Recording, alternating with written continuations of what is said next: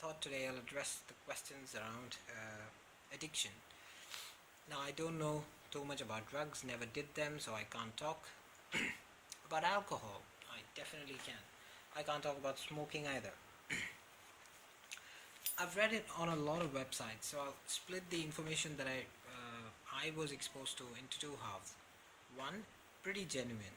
It talks about the ill effects of alcohol on the body, how it affects your CNS, your central nervous system, your liver, kidneys, esophagus, pancreas. All of that is very true.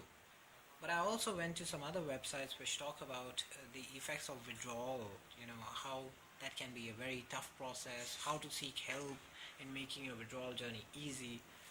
I find that a little overdone. Okay, it's highly inflated information. So I was someone who used to consume alcohol initially about once a week, then it went up to twice a week. The highest was about 2 to 3 times a week, and I think fairly in larger portions than it was once upon a time. So I realized that this is not going the right way. Now, a lot of people, what is the kind of advice that you better avoid? One is the occasional drinking or social drinking category.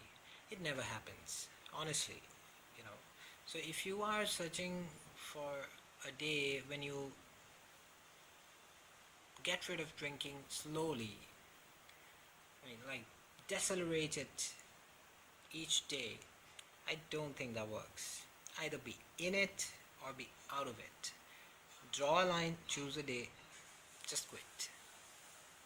I don't even call that quitting. It's like not purchasing anymore, not consuming anymore. It's that simple. You would do that to any other product, won't you? So why are you giving or sparing this special attention to alcohol just because it's bottled in such fancy ways and because of those strap lines like it's your life, make it large, or the walk, or whatever?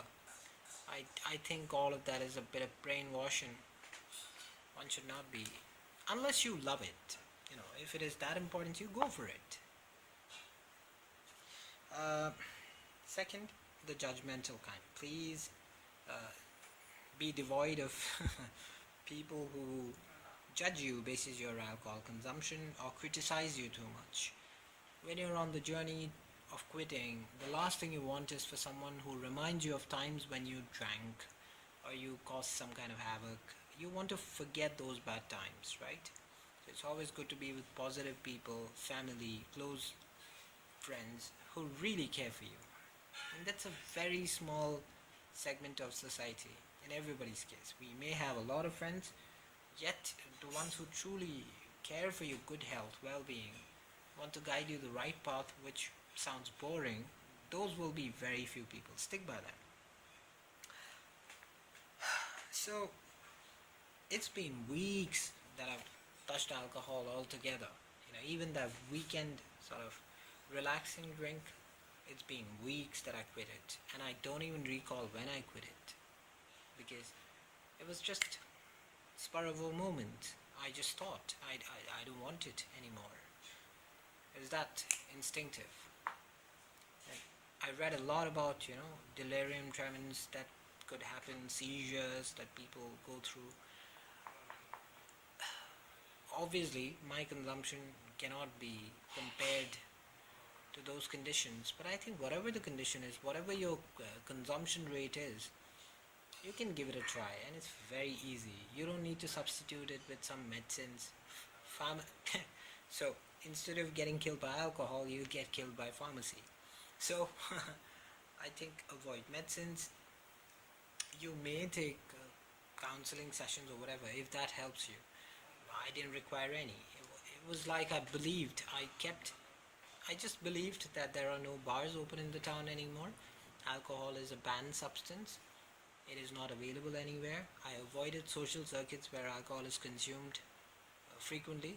So, yes, it's about losing a bit in the process. You might lose a few friends for a few weeks, but when you're clean and when you're back with them, once you're able to build that power within you that you won't reach out for a drink, irrespective who's drinking, then you are friends, so you could be friends again. I would never push someone not to drink, but I've got my athletic reasons, so I want to grow to a certain level of precision as far as my body is concerned for very, very personal reasons. I'm sure you have those reasons with you as well. It could be intellectual reasons. It slows down your nervous system. Your reflexes go terribly slow. You become dull. Everything you see is hazy. You're too emotional majority times when things don't deserve that kind of attention, and you are ignoring things that require greater detail. So, in all fairness, please avoid negative people around you. Just decide one day, just walk away from it. It's just a bottle. Yeah, and wine is not bottled poetry. it's bottled diseases, and sooner or later, it puts tremendous pressure on all organs. That's why probably we fall asleep. Thanks a lot. It's very easy.